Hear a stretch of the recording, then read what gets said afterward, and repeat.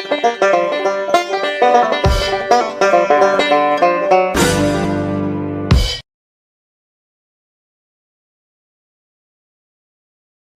datang para penonton setia. Oke, hari ini kita kedatangan tamu dari teman-teman UN, terutama dari KPG Prajabatan 2024 gelombang 2. Oke, perkenalan sebelumnya dengan Mas siapa? Saya Ihsan Bayu Juliadi, Mas, panggil saja Ihsan. Oke, Mas Ihsan, kemudian dengan Mas siapa?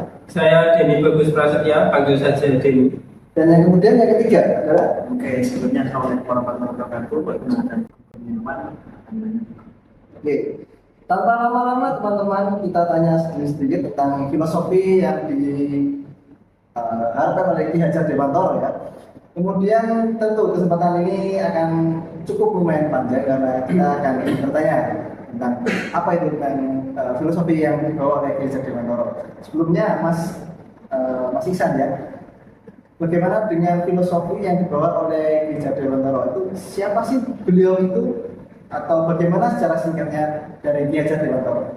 Ya, baik. Terima kasih Mas Agus ya sebagai penanya. Jadi menurut saya ketika saya baca buku sejarah itu ya, Ki Hajar Dewantara itu nama aslinya Mas Suwardi Suryaningrat. Nah, yang mana beliau itu kenapa dipanggil Mas karena memang bangsawan Jawa ya, lahirnya di Yogyakarta 2 Mei 1889 ya. Semoga saya tidak salah. Dan itu awal mulanya kenapa 2 Mei itu disebut Hari Pendidikan Nasional gitu ya, karena memang jasa-jasa beliau sangat besar dalam pendidikan di Indonesia. Nah, yang mana beliau awalnya memang karena beliau itu dari kalangan bangsawan, kebetulan ketika dulu zamannya Nederland ya, Hindia Belanda, itu bisa sekolah ya, tapi sekolah dengan kurikulum Belanda gitu. Nah, sehingga beliau mencetuskan tahun 1922 itu bisa mendirikan sekolah berbasis taman siswa gitu.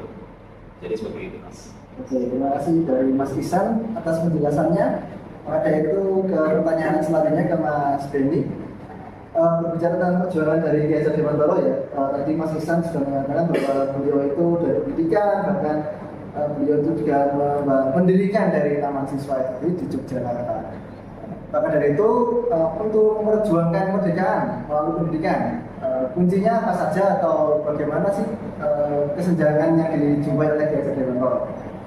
Baik, pertanyaannya bagus sekali ya Mas ya. Tentunya karena memang ketika masa penjajahan dulu, Ki Hajar Dewantara itu kan menjumpai kesenjangan pendidikan pada masa kolonial atau para rakyat Indonesia itu masih dalam proses perjuangan ibaratnya seperti itu. Kemudian Ki Hajar Dewantara itu kan juga salah satu pejuang. Dia ingin memperjuangkan kemerdekaan Indonesia itu melalui pendidikan seperti itu Mas. Ya, untuk pendidikan sendiri, dia bisa merupakan sebagai kunci di kemerdekaan Indonesia. Mas Denny, kunci dari perjuangan adalah pendidikan paling utama yaitu dari Ki Hajar Dewantara. Kemudian lanjut ke Mas Teguh ya. Mungkin dari Ki Hajar Dewantara pastinya dari pendidikan Belanda memiliki filosofi nih. Filosofinya apa saja sih yang dimiliki oleh Ki Hajar Dewantara mungkin? Baik, terima kasih. Kaitannya dengan filosofi yang dimiliki oleh Ki Hajar Dewantara itu memang ada dua. Sebetulnya ada 5 ya tadi yang disampaikan. Tapi ada Ki Hajar Dewantara itu sendiri lebih ke arah pragmatisme. Jadi filosofinya banyak dipengaruhi oleh pendidikannya ketika Ki Hajar Dewantara itu belajar di Belanda. Jadi memang karena Ki Hajar Dewantara ini dari Belanda dan pengalaman hidupnya itu dari Belanda, tentunya setelah diasingkan beliau ini tentunya belajar banyak tentang sistem pendidikan yang ada di sana atau yang ada di Belanda. Jadi untuk sistem pendidikan yang dibawa oleh Ki Hajar Dewantara itu sendiri juga mengarah ke arah yang barat seperti itu dan menggabungkan dengan nilai-nilai yang lokal yang ada di Indonesia itu sendiri. Jadi pendidikan menurut Ki Hajar Dewantara itu sendiri harus berfokus pada kebebasan. Kebebasan yang dimaksud di sini yang saya maksud adalah kebebasan individu dan juga relevansi terhadap konteks sosial yang dimiliki seperti itu. Jadi makanya Ki Hajar Dewantara itu memiliki kecenderungan pada pragmatisme yang seperti yang saya sampaikan di awal tadi. Oke, kita dapatkan tadi yang pertama pragmatisme yang diambil oleh Ki Hajar Dewantara karena beliau dari lulusan Belanda. Kemudian mungkin ada beberapa yang tadi disampaikan seperti moral-moral kenegaraan Indonesia. Kemudian saya pertanyakan lagi ke Mas Ihsan ya, pragmatisme ini. Tentang Mas Ihsan ya, pendidikan Ki Hajar Dewantara juga terpengaruh, apakah terpengaruh dari filosofi lain selain dari pragmatis? Terima kasih Mas Agus. Dalam hal ini Pak Ki Hajar Dewantara memang kecenderungannya dominan pragmatisme, tapi sepertinya beliau punya kombinasi dari idealisme dan eksistensialisme ya, yang mana idealisme itu memang sangat berpandangan moral dan karakter yang kuat. Jadi manusia Indonesia itu harus bermoral, moral yang baik menurut saya ya, seperti disiplin, jujur ya, amanah. Lalu karakter yang kuat yaitu tadi didukung oleh moral yang kuat juga, sehingga bisa diterapkan di kehidupan sehari-hari berbangsa dan bernegara. Lalu untuk eksistensialisme itu memang Ki Hajar Dewantara itu sangat mengedepankan nilai-nilai sosial. Jadi seperti itu. Oke, jadi tidak hanya menekankan ya dari segi-segi intelektual saja. Kalau menurut Mas Denny, kalau menurut Mas Denny itu apakah benar kan kalau hanya saja kita mungkin punya intelektual yang tinggi atau kecerdasan saja yang tinggi? Gitu, Mas. Menurut Mas Denny bagaimana?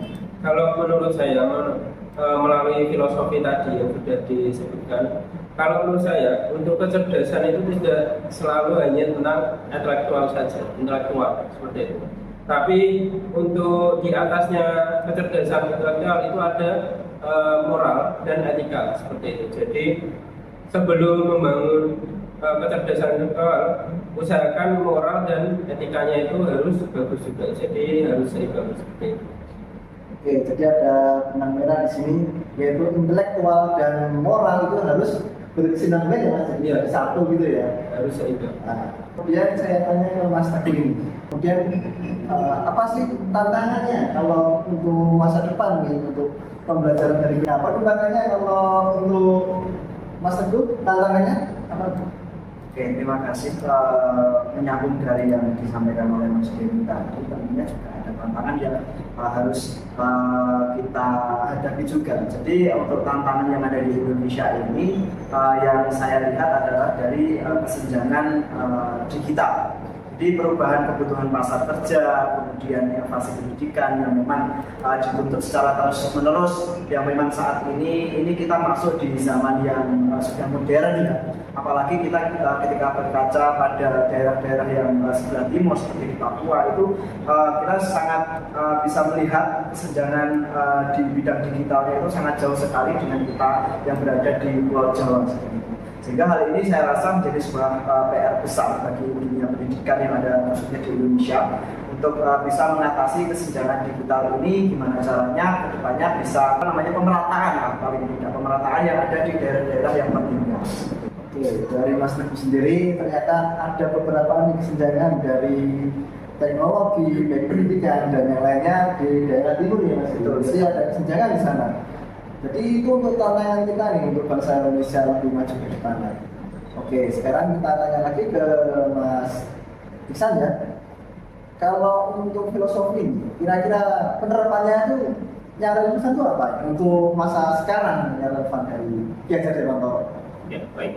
Terima kasih Mas Agus atas pertanyaannya. Ya, ketika sudah kita semua membaca ya secara teoritis, bahwasanya ketika kita menunjukkan lagi itu ternyata ada tiga ya. Yang paling relevan, yang cukup relevan dan tidak lekang oleh zaman itu yang pertama pendidikan karakter, yang kedua pendidikan manusia yang berbudaya, khususnya manusia di Indonesia, dan yang ketiga itu pengembangan potensi. Yang mana pengembangan potensi nanti itu arahnya seperti hal yang dijelaskan oleh Mas Teguh baru saja, itu arahnya kepada teknologi dan digitalisasi begitu ya. Jadi, tapi sebelum ke sini pengembangan potensi kita harus menguatkan dulu moral ya, karakter yang baik ya.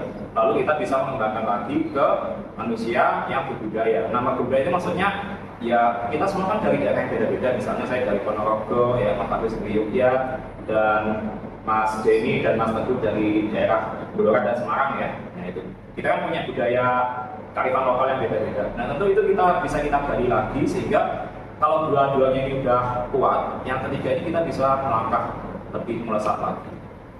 Oke, jadi dari pendapatnya Mas Ihsan sendiri harus lebih lagi menekankan ke moral sebelum ke intelektual. Jadi untuk menjadi manusia itu harus lebih memperhalus lagi perasaan daripada intelektual terlebih dahulu.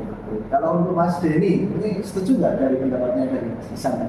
Kalau dari saya pribadi itu setuju. Dari kalau moral, etika, kemudian kecerdasan intelektual sudah bagus, kedepannya itu bisa ditingkatkan dengan memanfaatkan teknologi seperti tadi ya. Saya melanjutkan atau hanya melengkapi dari jawaban Mas Isan.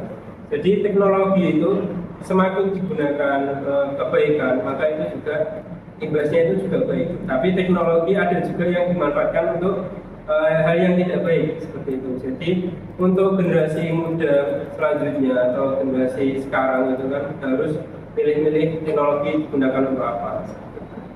Oke, jadi kalau menurutnya Mas Denny tadi, jadi moral ini memang penting sekali ya teman-teman. Walaupun teknologi maju atau lebih berkembang lagi, kalau moralnya nggak bagus, ya nanti teknologi dijadikan dipakai untuk hal yang tidak benar. Contohnya, tuntutannya ya seperti yang kita tahu lah ya, yang sudah dilarang oleh pemerintah dan diblokir.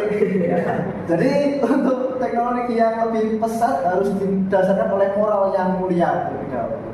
Oke, sebelumnya terima kasih pada teman-teman Sobat Cendekia. Sekian dari teman-teman atau dari teman-teman kita yang sudah menyampaikan. Terima kasih kepada penonton juga yang sudah setia menonton.